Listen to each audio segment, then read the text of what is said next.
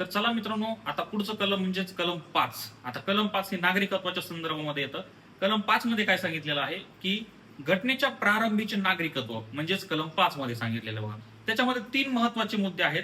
आता हे 3 महत्वाचे म्हणजे नागरिकत्व देण्याच्या संदर्भातले आहेत.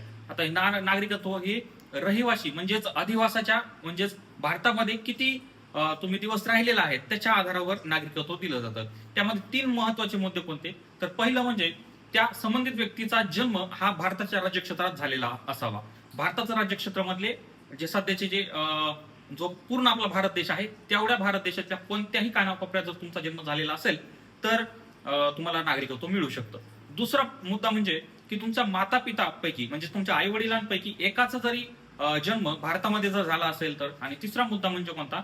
तर घटनेची लागू होण्याच्या प्रारंभापासून म्हणजेच 1950च्या अगोदर तुम्ही किमान 5 वर्ष भारताच्या राज्यक्षेत्रामध्ये राहिलेले असावेत. म्हणजेच कलम 5 हे नागरिकत्वाच्या संबंधामध्ये अतिशय महत्वाचं आहे.